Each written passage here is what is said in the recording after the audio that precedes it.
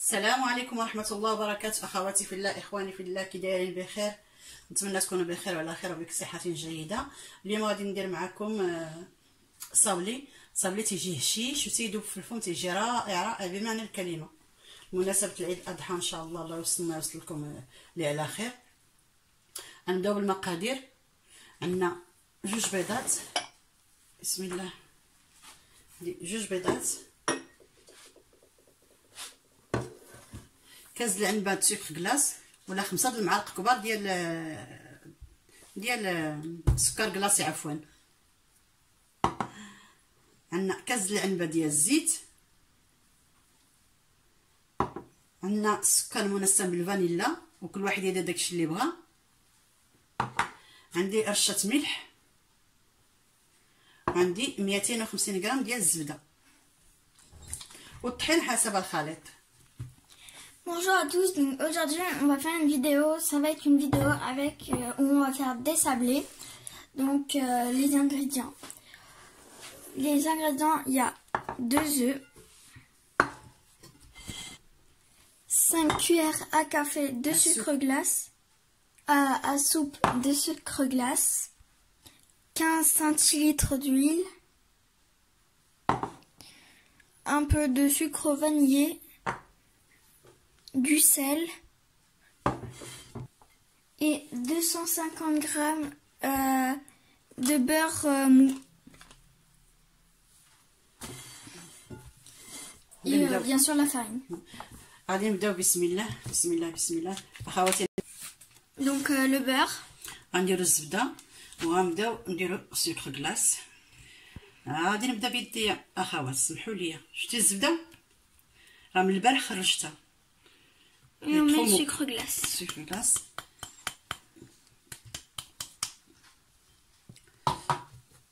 هاني سمحي لي بنتي.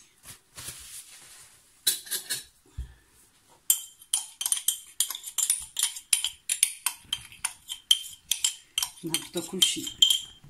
السر دات الصابلي اخواتي في الله هو اننا نخدمو مزيان الزبده والسكر كلاصي، وكل من بعد اي حاجه نديروها غنخدموها مزيان. بسم الله. Donc faut bien mélanger.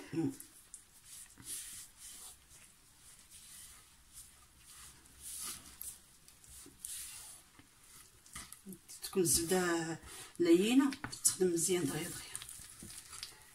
بسم الله.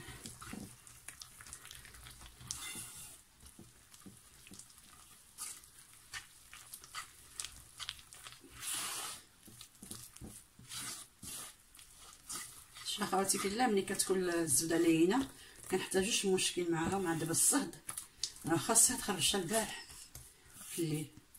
Quand c'est bien mou, c'est plus facile à travailler et à mélanger.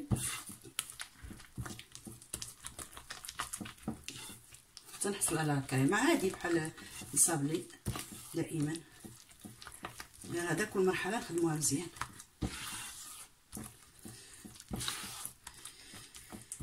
بسم الله في الاول وفي الاخر. ما شفت بسم الله ما قلتهاش.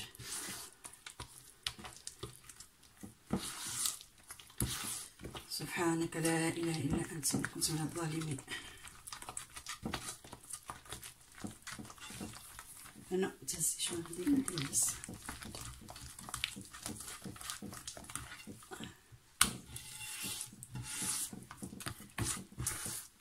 هي تخدمات مزيان. دابا غنزيدها الزيت الماكل مزيان مع السكر. اخواتي في الله، دابا الزبده والسكر انا تخدموا لي مزيان. غندير الملحه باش دابا ما ننساش، غير شيشه الملحه. بسم الله.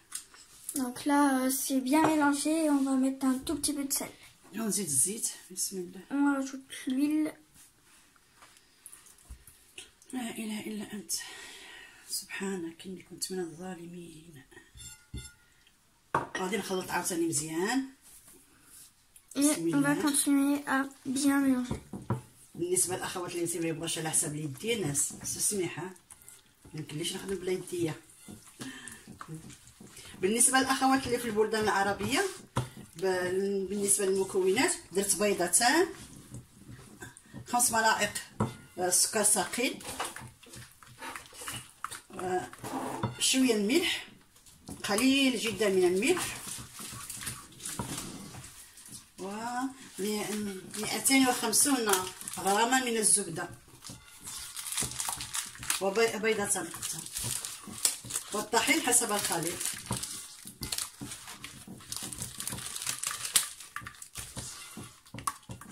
اخواتي في الله، اخواني في الله، تنشكر كل اللي تشجع في القناه ديالي واللي متابعني، الله يجازيكم بخير.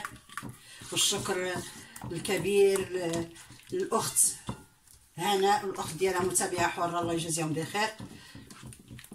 توحشناك، اشتقنا لك متابعه حره، ما شفناكش هادي شي يومين ولا 3 ايام. خلطو مزيان.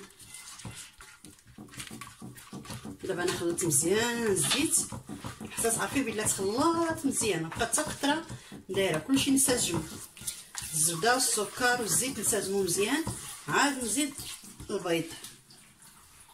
يا الله. Maintenant on rajoute les œufs. ونزيد السكر منسم الفانيلا، نعاود نخدم مزيان. Et on rajoute aussi le sucre vanillé.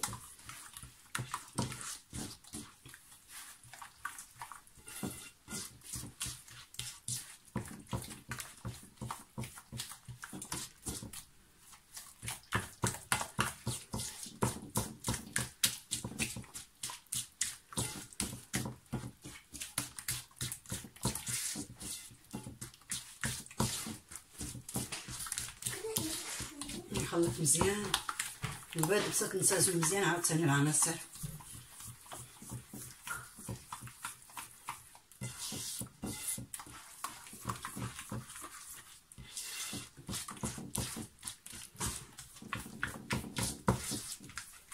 Et on mélange bien.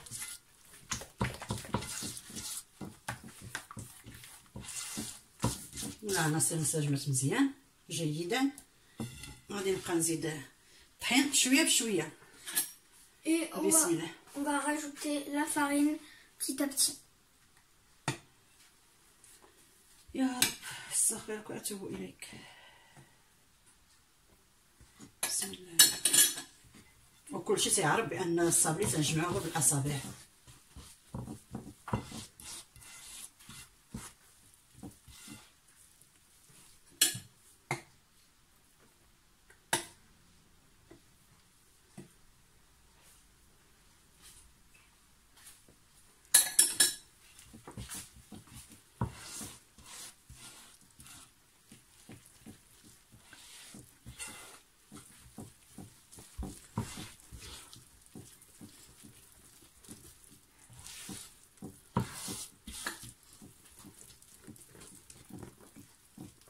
لا حول ولا قوة إلا بالله. خلي النبتة.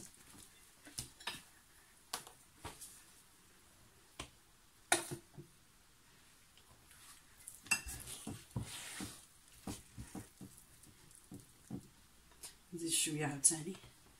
دابا نبقى نزيد شوية بشوية أخواتي في الله حتى نجمعها نخليها ترتاح في الثلاجة شي نص ساعة وعاد نتلاقاو باش نطلقوها.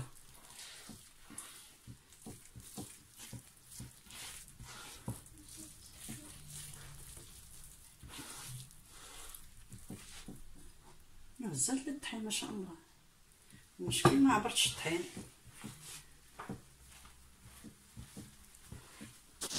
خواتي في الله، انا جمعت داكشي اللي عندي في الطحين. هانتوما العجينه ما قاصحه، ما مرخوفه بزاف.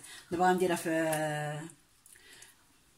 البلاستيك الغذائي ونديرها في الثلاجه ترتاح واحد نص ساعه، ومن بعد نتلاقاو. اخواتي في الله، الصابلي ديالنا خلينا في الثلاجه نص ساعه حتى برد. انا خرجته طلقت ما بين جوج ورق المطبخ. Donc après 30 minutes au frigo, on étale la pâte entre deux feuilles. وكل وحده تعزل اللي بغات المرشم اللي بغات. انا خرجت 4 ولكن ما عرفت شنو غادي ندير. نشوف نبدا بعدا بهذا. بسم الله.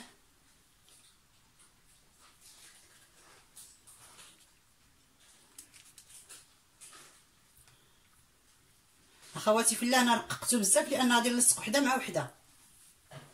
اللي ما كانش غادي يلصقو ما يخليه غليظ شي شويه.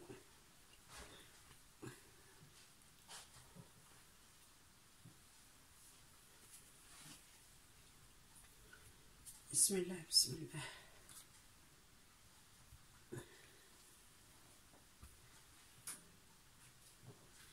اللهم يا ربي، الله يجعل ربي يفرح كل مسلم ومسلمه في هاد العواشر يا ارحم الراحمين، ويرزق كل واحد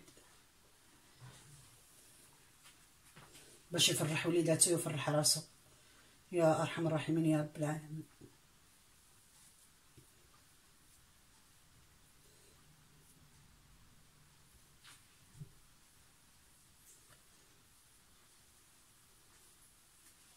ندير هاد الشكل، دابا ندير هاد الشكل ديال القلب.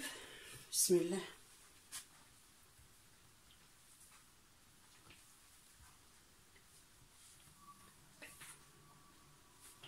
الاشكال اخواتي في الله كل وحده دير داكشي اللي عندها، واللي ما عندهاش دير غير بالكاس ولا بيديها ولا بالفرشيطه، ولا شحال من مره ما كنستعملوا لا كاع المراشم.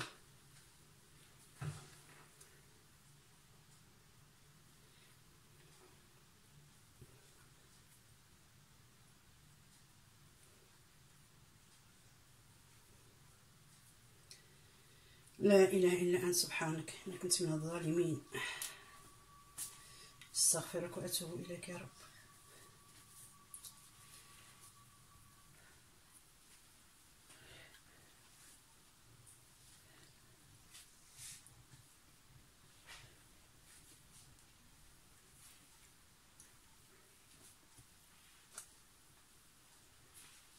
اخواتي في الله غادي نبقى على هذا الحال حتى نكمل العجين اللي عندي كامل، وغنديرو في الفران.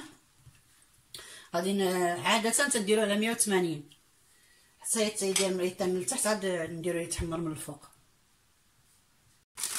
Donc on le met au four à 180 degrés et voilà.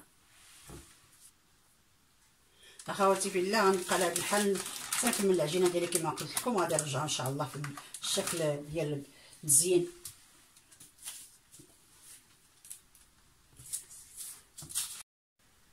اخواتي في الله الصابلي ديالنا حنا طيبناه، انا باش نربح الوقت زينته بلا ما نوريكم، زينته بلا ما نوريكم. كنا درنا هادو ديال القليبات هكا، ودرت هادو دوائر، ودرت وحدين مستطيلين دابا نوريكم من بعد، نسيت ما خليتهمش هنا. والتزيين شديت هذا ديال القليب هكا، ودرت فيه الشوكولا ديال الدهن، الشوكولا اللي الدهن. بسم الله.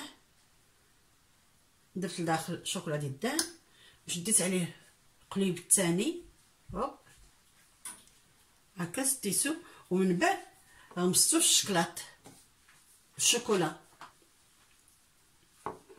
Donc voici nos sablés sont prêts. Pour les décorer, on a rassemblé les deux cœurs et mis de la pâte à tartiner dedans. Et après, on les enrobe dans le chocolat. Ah oui. Après, on va les enrober dans les chocolats. Et ce modèle-là, j'ai pris un peu de confiture, la confiture d'abricot. للتزيين اخواتي في الله هذا الشكل هذا، خديت مربى المشمش درتو فوق النار مع شويه ديال السكر حتى غلا، وغادي نشدو ونزوق به. Donc on a dit pour le premier modèle, on a fait des cœurs, on les a rassemblés avec la pâte à tartiner et on les enrobe après dans le chocolat. Le deuxième modèle, j'ai fait comme ça, j'ai pris un peu de confiture d'abricot, je le fais bouillir avec un peu de sucre et après je vais coller les deux morceaux avec, comme ça.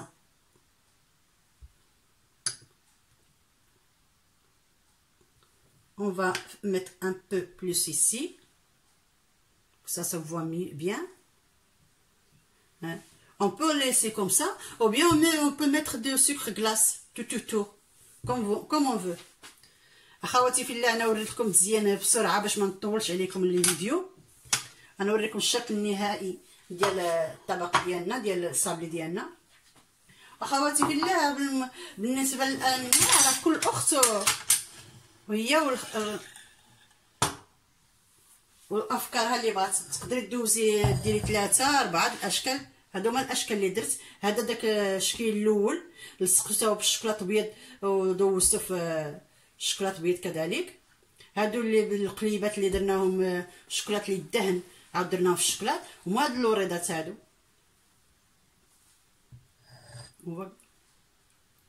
اخواتي في الله نتمنى هذا الصابلي يعجبكم. تيقن بانه رائع رائع، تيذوب في الفم والشيش.